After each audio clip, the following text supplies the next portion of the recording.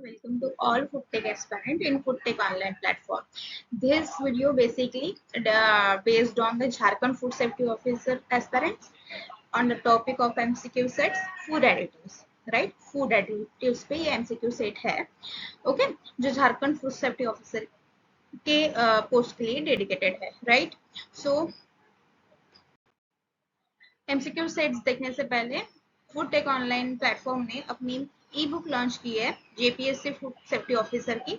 इस बुक में दो कंटेंट अवेलेबल है, पेपर 1 एज वेल पेपर 2 के। पेपर 1 में food law as well food special, international food control system and national bodies and organization, and paper 2 में food chemistry core subject involved है for food chemistry, nutraceutical, food additives, food microbiology, FSMS and food analysis, the instrument which is used in the food analysis and the food processing and preservation. इस book को आपको purchase करना होगा तो दिए गए contact number पे, मैं यहाँ पे पॉइंटर शो कर रही हूँ, ठीक है। ये दिए गए कॉन्टैक्ट नंबर पे आप कॉन्टैक्ट कर सकते हैं and whatever the book link it is in the description box right. So moving toward our question sets, ठीक है। आज का हमारा फर्स्ट क्वेश्चन है adding vitamin D to cow milk can eliminate which of the following diseases, right. तो options are night blindness, rickets, scurvy and D none. Okay, so our correct answer were is option C scurvy, ठीक है।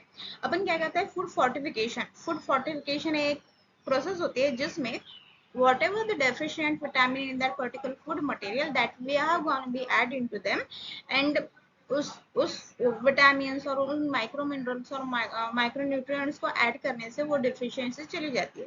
तो vitamin D, sorry यहाँ पे vitamin D है क्या, vitamin C, ठीक है, यहाँ पे सी होना चाहिए एक्चुअली, ठीक है। विटामिन सी को इंडल्ज करने से काउ मिल्क में ये स्कर्वी डिसीज एलिमिनेट हो जाता है, ठीक है। So option number C is scurvy. यहाँ पे स्टूडेंट्स नोट कीजिएगा आप, यहाँ पे विटामिन सी होना चाहिए, विटामिन डी नहीं, vitamin C, okay, vitamin C, okay. Question number 2, dash is naturally occurring in stabilizer used in the ice cream and the beverages, ठीक है। Options are A guargum, B gelatin, C lecithin and D is none. So our correct answer is option number A गवारगम, ठीक है। गवारगम एक naturally occurring stabiliser है जो solution को stabilise करने में काम आते हैं। देखो अपने फूड मटेरियल में, आइसक्रीम में, बेवरेजेस में वेरियस इंग्रेडिएंट हो गए, जैसे बेवरेजेस में हो गया अलोंग विद द वाटर हम कुछ फ्लेवर्स ऐड करते हैं, उसमें कुछ अनदर इंग्रेडिएंट अपन ऐड करते हैं, फूड एडिटिव, प्रिजर्वेटिव हो गया। एंड आइसक्रीम में अपन अलोंग विद जो भी क्रीम है उसमें फ्लेवर एंड कुछ कैश्यू नट्स वगैरह ऑल इंग्रेडिएंट अपन उसमें ये करते हैं। तो उनको पूरे इंग्रेडिएंट को स्टेबलाइज करने में, ठीक है, with not along with the उसको मेल्ट होने से प्रिवेंट करने के लिए अपन स्टेबलाइज करते हैं ताकि उस सॉल्यूशन को, उस पर्टिकुलर मिक्सचर को वो स्टेबलाइज कर सके, वो किसी भी फ्रिक्शन से और वी कैन से किसी भी अनदर कोई एक्टिविटी से वो फ्री फ्लो ना कर सके, that's why we stabilize them. So जो नेचुरली उसमें होता है ना students, that is nothing but the guar gum, okay, guar gum. And gelatin we have used as the for the setting purpose, right, ठीक है, सेटिंग पर्पस के लिए यूज करते हैं। लेसिथिन इट इज इमल्सिफायर, ठीक है। So our answer is A, ठीक है। Moving toward question number 3, niacin is, what is niacin? Okay, questions options are options is narrow spectrum antibiotic, B wide spectrum antibiotic, C stabilizer and D is the nutrient supplement. Basically niacin is what? Niacin is option number B, correct. Here is wide spectrum antibiotic. Antibiotic means those of the substance which is against to the biotic activity, against to the microbial activity, that is called as the antibiotic. जो bacteria के against होता है, that is called as the antibiotic. तो ये जो niacin है which is play as the antibiotic में ये करता है।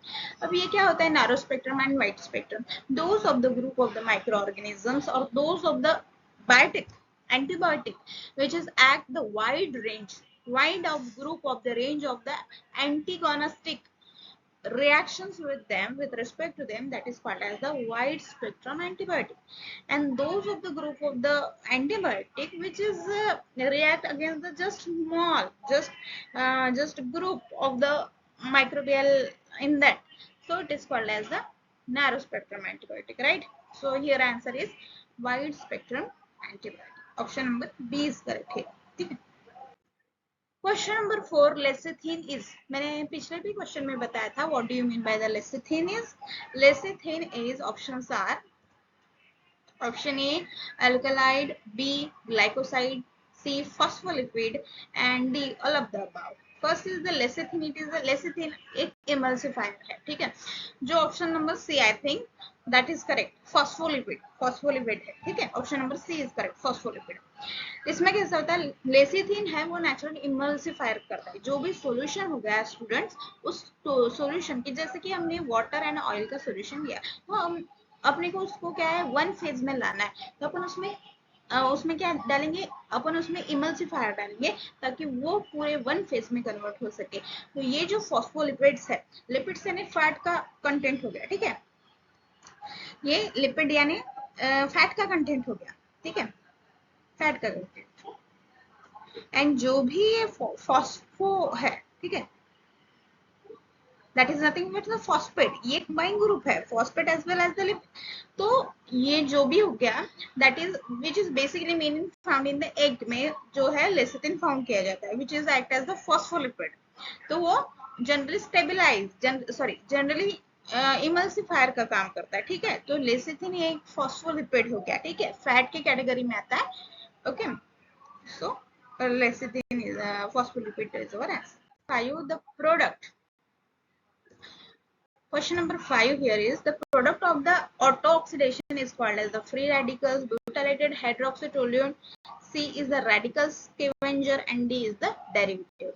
So over here option is the free radical. कैसे हो गया auto-oxidation? Auto-oxidation मतलब that is a process basically involve the, वो स्पॉन्टेनियसली खुद से होती है, ठीक है. उसको कोई ऑटो ऑक्सीडेशन, ऑक्सीडेशन ये एक प्रोसेस होती है जिसमें स्मॉल स्मॉल मॉलिक्यूल्स फॉर्म होते हैं ऑक्सीजन के, ठीक है. ये खुद से होने वाली रिएक्शन है, that is called as the auto oxidation. इसमें छोटे छोटे molecules of the oxidation free radicals form होते हैं. इन्हीं फ्री रेडिकल्स के फॉर्मेशन की वजह से जो भी फ्रूट प्रोडक्ट में ऑफ फ्लेवर आना और रैंसिडिटी आना, दैट इज द मेन, ठीक है. जो भी रैंसिडिटी एंड ऑफ फ्लेवर आता है वो ऑटो ऑक्सीडेशन के प्रोसेस से आता है. तो इसमें क्या होता है, ऑक्सीजन के छोटे छोटे और मॉलिक्यूल्स बन जाते हैं, वो एनवायरनमेंट में पूरे फैल जाते हैं, ठीक है. वो इसमें पूरे फ्री रेडिकल्स, ठीक है. जो स्टेबलाइज मॉलिक्यूल है वो जो भी स्टेबलाइज फॉर्म है वो स्टेबिलिटी प्रोवाइड करता है. And free radicals which causes the flavor, rancidity and the undesirable changes in the food product. Okay, radicals के वेंजर तो होगा नहीं, डेरिवेटिव्स नहीं होगा, derivatives which is not to be a very free radicals, ठीक है. रेडिकल एंड स्कैवेंजर्स ये तो होगा नहीं, ठीक है. स्कैवेंजर्स मतलब मेटल स्कैवेंजर होते हैं, ठीक है. ब्यूटाइलेटेड हाइड्रोक्सीटोलन ये हाइड्रोजनेशन करने में काम आता है basically, butylated hydroxytoluene, right. So option number A is correct here. Moving to our question number 6, what are a sequestrant? Sequestrant क्या है basically? तो our options are A is there is added to keep the food stable. Generally A option हो गया वो stabilizer का काम हो गया, और we can say emulsifier का काम हो गया. B जो है option form of complexes within the metal like the copper, iron and etc. हो सकता है क्योंकि मेटल के साथ कॉम्प्लेक्शन फॉर्म करता है. Option number C is added और फॉर कलर, नॉट कलर तो नहीं, कलर्ड इम्पैक्ट तो नहीं करता ही. D are they keep the food oxidized, ठीक है, ऑक्सीडाइज करने में करता है. तो ऑप्शन बी के साथ अपन चलते हैं. So here option B is correct answer. sequestrant are basically form the complexion within the metal like the copper, iron के साथ वो कॉम्प्लेक्शन फॉर्म करते हैं sequestrant, right. So option number B is correct here, option number B, ठीक है. आपको समझ में आया? Then moving toward question number 7, BHA stand for BHA to what? Our options are butylated hydroxyanisole, butylated hydroxyacetic acid, butane hydroxyacetic acid, and none. So our correct option here is option number A, butylated hydroxyanisole. ठीक है. BHA basically work as the antioxidant को ये करता है. Oxidation process जो है अपने food में होती है उनको अगेंस्ट करने में, उनको प्रिवेंट करने में काम आता है BHA, which is the butylated hydroxyanisole. ठीक है. So option A is correct here. So moving toward question number 8, what says which property of hydrogen peroxide make it the effective preservative? So our options are A, oxidative, B, reductive, C, ability to chelate metals, and D, ability to decrease the water activity. So students, जो भी ये hydrogen peroxide है, right? That hydrogen peroxide which works in the food product to effect as the oxidative material. जो भी food product में oxidative reactions होते हैं, जो भी ऑक्सीडेटिव होता है which desire to unfavourable changes in the food item, उसको प्रिवेंट करने के लिए हाइड्रोजन पेरोक्साइड यूजफुल होता है. ठीक है. So our correct answer is option number A, oxidative. Right. Right student, moving ahead, question number 9, which of the following is the function of the food additive? Is a very simple question. Here is options. जो अपने options है वो है A, controlling acidity and alkalinity, B, maintain the nutritive value, C, maintain the product consistency, and D, all of the above. इसमें से क्या है? देखो, फूड एडिटिव बेसिकली क्या करते हैं? Controlling acidity and alkalinity provide करते हैं. जो भी एसिड एडिटिव मीन्स व्हाट, जो अपन ऐड करते हैं फूड में, ऐड करते हैं to preserve, in order to preserve them, in order to shelf life, increase the length and the shelf life of them, to deteriorative microbial content in them. ठीक है. To added the value in them, to increase the enhancement of the nutritive value in them. ठीक है. ये सारे purpose हो गए to addition of the food additive in them. तो ठीक है, ये कंट्रोल फर्स्ट जो ऑप्शन दिया है वो भी राइट है कि कंट्रोलिंग एसिडिटी एंड अल्कलिनिटी, जो भी एसिडिटी का ये हो गया एंड अल्कलिनिटी का जो हो गया उसमें बैलेंस करने का काम फूड एडिटिव का है. ये फर्स्ट ऑप्शन हो गया.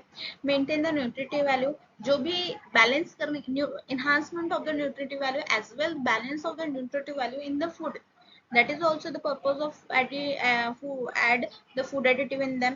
To maintain the product consistency, जैसे स्टेबलाइजर हो गया, एमल्सिफायर हो गया, कंसिस्टेंसी मेंटेन करते हैं. Right. So and nutritive value मतलब जो भी अपन न्यूट्रास्यूटिकल्स डालते हैं, न्यूट्रिटिव वैल्यू इंपार्ट करने का काम करते हैं. So option number D correct here is all of the above. Right. Option number D.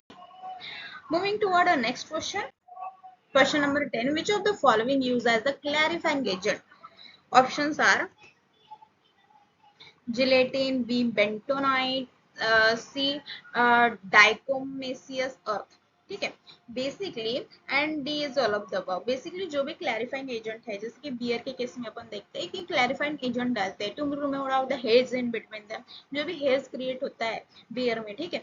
उन हेज को रिमूव आउट करने में and to provide the one of the sharpness within the wine में जो भी शार्पनेस, क्लैरिटी उनको provide करने के लिए हम क्लैरिफाइंग एजेंट डालते हैं. तो बेसिकली अपन तीनों भी डालते हैं, gelatin as well, bentonite as well and the diatomaceous earth as well. ठीक है. ये तीनों भी हम क्लैरिफाइंग एजेंट डालते हैं. So option number D, all of the above is correct answer. Going to our question number 11, method of detecting common adulterants include. ठीक है. Options are chemical test, physical test, visual test, option D all of the above. तो basically अपन chemical impart करके भी, chemical test करके भी adulterant को identify कर सकते हैं. Physical test as well temperature को इंक्रीज डिक्रीज करके, विजुअल टेस्ट मतलब देख के. तो here is option number D is correct answer, all of the above. All of the above is the common adulterant detection test. ठीक है. तो option number D all of the above is correct answer here. Okay, so question number 12 अपना है BHU, BST, TBHQ are the examples of. As मैंने आपको पिछले ही slide में बताया था that examples of, ये क्या के एग्जाम्पल है. ठीक है. और ऑप्शन है, ऑप्शंस देखते हैं. Options are curing agent, B antioxidant, C emulsifier, D all of the above. देखो क्यूरिंग एजेंट तो होंगे नहीं, जैसे कि मीट में जैसे कि नाइट्रेट, नाइट्राइल्स, नाइट्रेट, उनके साल्ट्स यूज किए जाते हैं curing agent, as the curing agent. C में इमल्सिफायर, इमल्सिफायर तो हो गए नहीं, जैसे पिछले स्लाइड में भी बताया था मैंने आपको, lecithin is example of the emulsifier. All of the above तो होगा नहीं, ठीक है।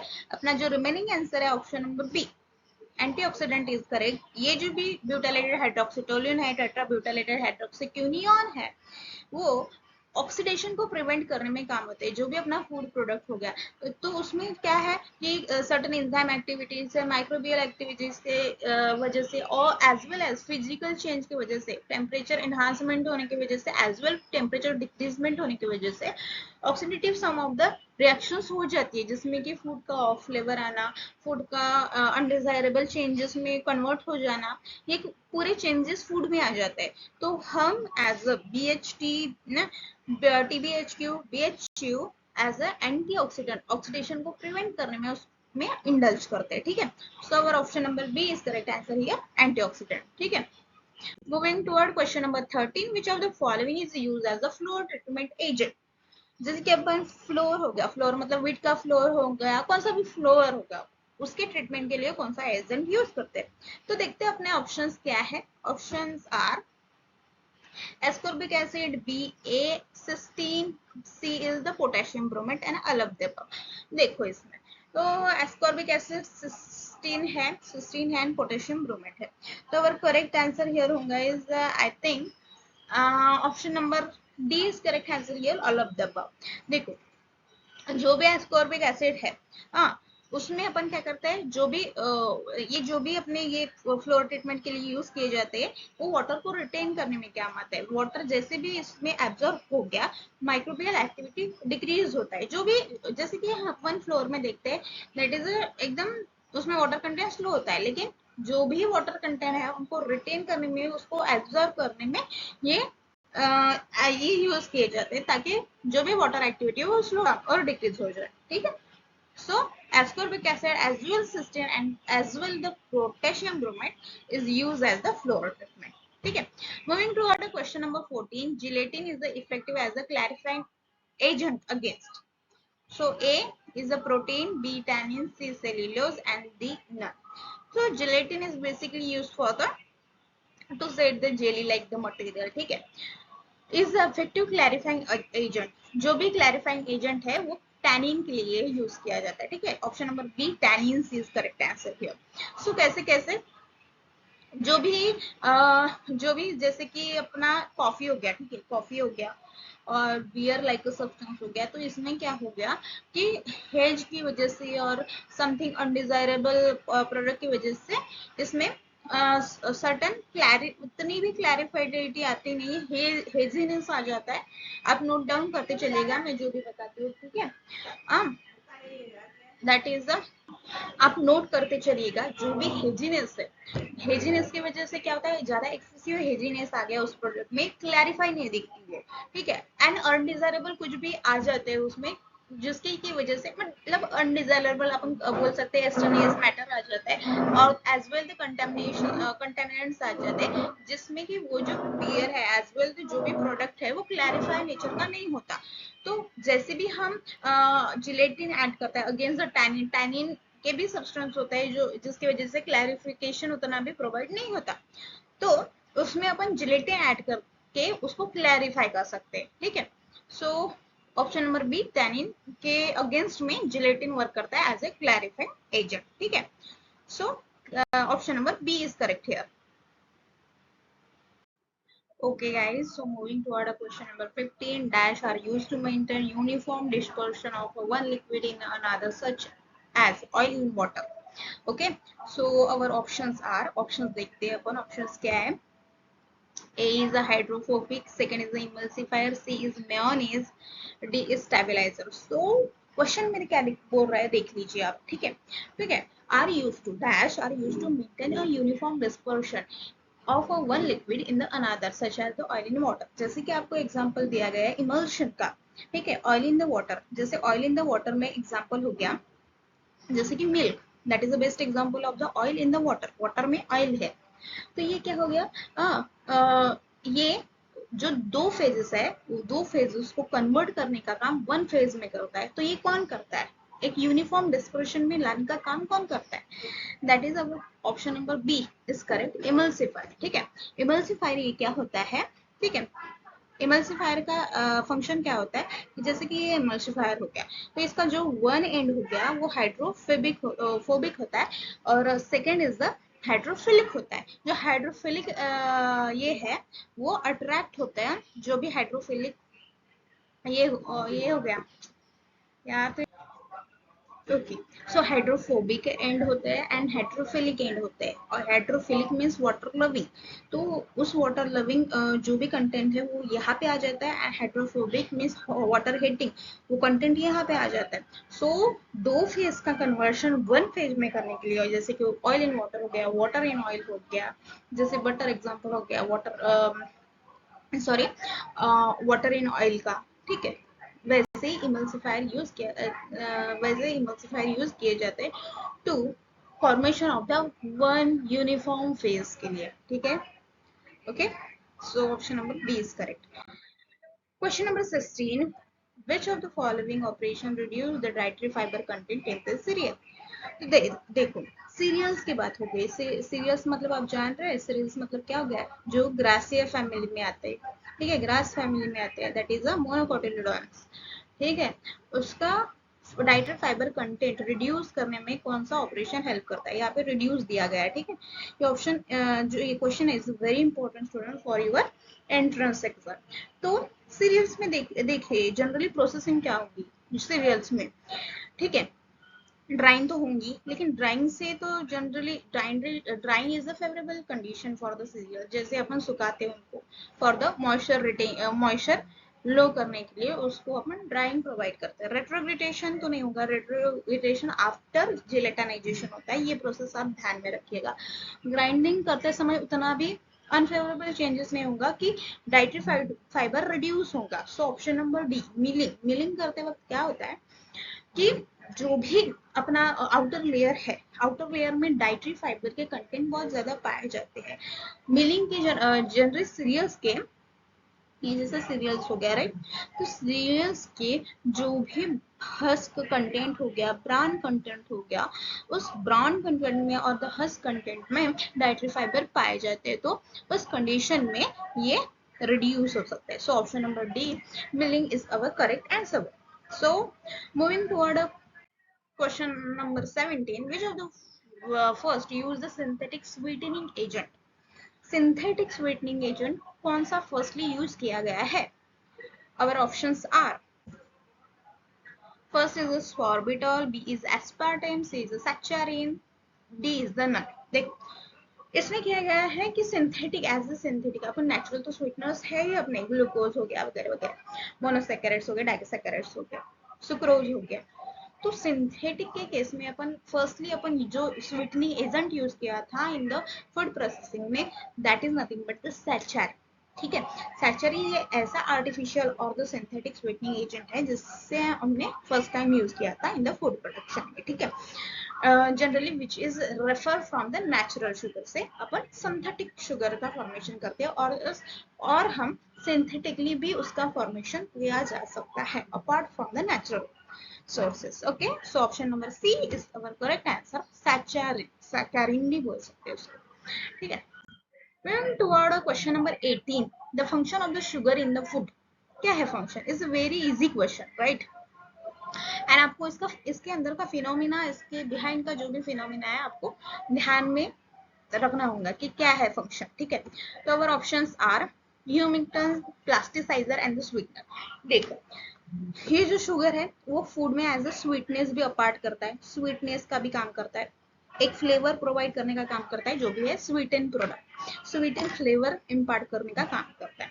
Second is the plasticiser. You know what you mean by the plasticiser? जो भी आपकी इलास्टिसिटी और एक्सटेंसिबिलिटी आती है प्लास्टिसाइजर, एज अ प्लास्टिसाइजर वो भी, जैसे कि आप शुगर के ऐसे मोल्टन स्टेट को उठाएंगे तो ऐसे एक रियोलॉजिकल प्लास्टिसाइजर प्रॉपर्टी क्रिएट होंगे। समझ में आ गया आपको?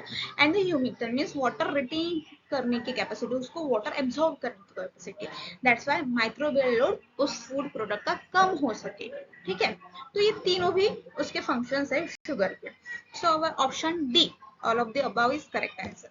ठीक है, question number 19, which of the following is or are emulsifier? Options are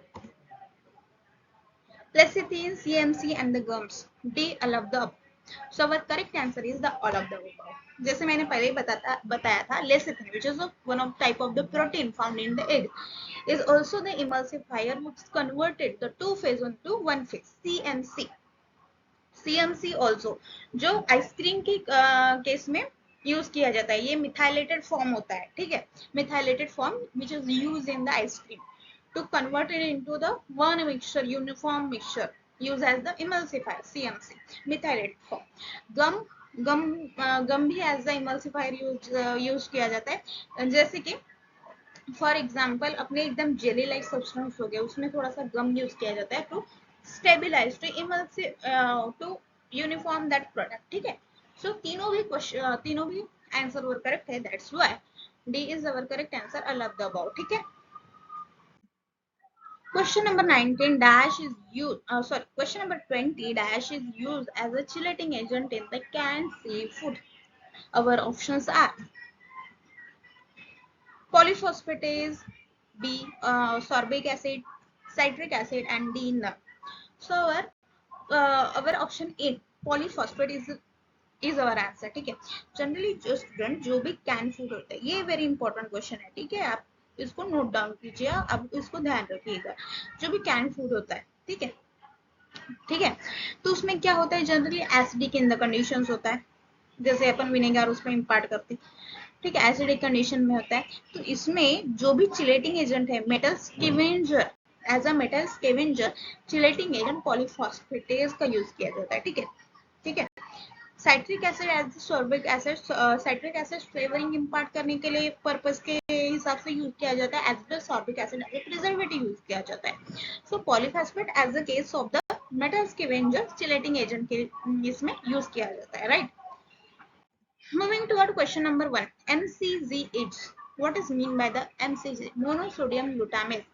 ठीक है, our options are synthetic flavor, flavor enhancer, C, emulsifier, and D, none. So our MSG is option number B is correct, flavor enhancer।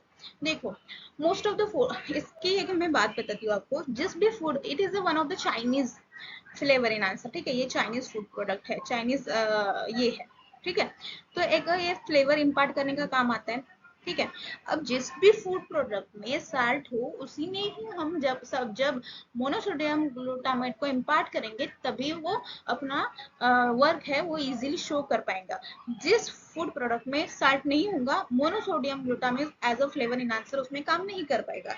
ठीक है, तो ये बात आप ध्यान में रखिएगा, जिस भी फूड प्रोडक्ट में साल्ट होगा, उसी फूड प्रोडक्ट में MCG as a proper work कर पाएगा, एज अ फ्लेवर इनहांस को, इसको फ्लेवर को इनहांसमेंट करने का काम मोनोसोडियम ग्लूटामेट करता है। ठीक है, so B is correct answer.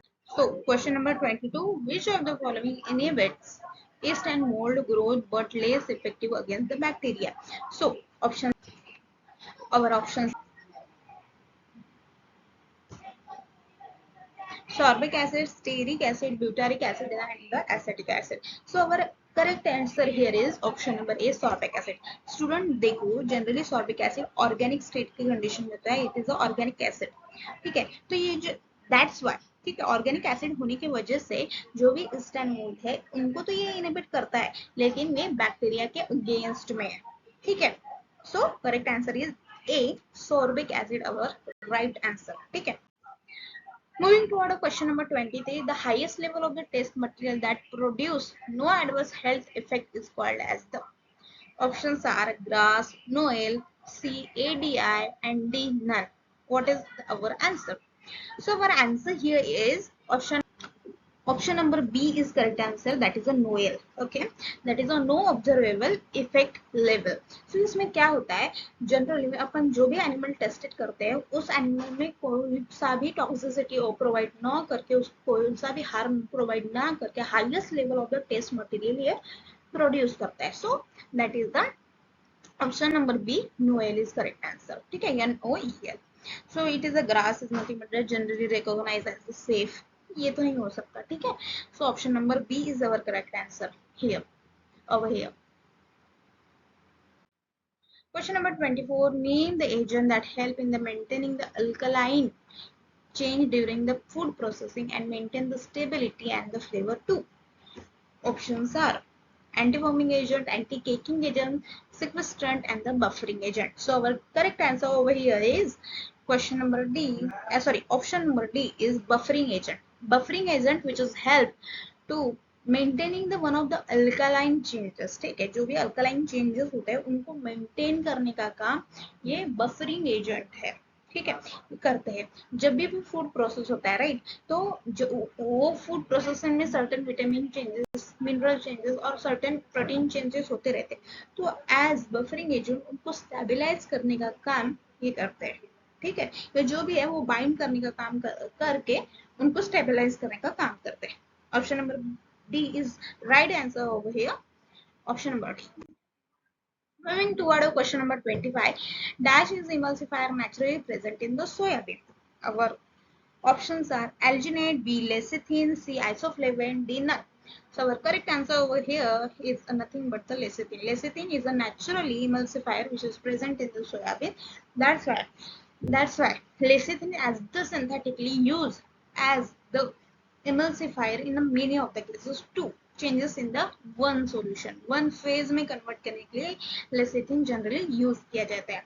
ये रियली इंपॉर्टेंट क्वेश्चन आपके एग्जाम पॉइंट ऑफ व्यू से, ठीक है। तो आप इसको थोड़ा सा ध्यान में रखिएगा कि इमल्सिफायर का क्या रोल आउट होता है एंड कौन कौन से एजेंट जनरली होते हैं, ठीक है। लेसिथिन हो गया और एंटीऑक्सीडेंट हो गया, इज वेरी इंपॉर्टेंट, ठीक है। सो लेसिथिन, ठीक है। So in that way, we have completed all the questions regarding with the food additives MCQ sets. So if you have download the Food Tech online platform app, which is given in the description box, and you may also download this app from the Play Store. So very thank you, students.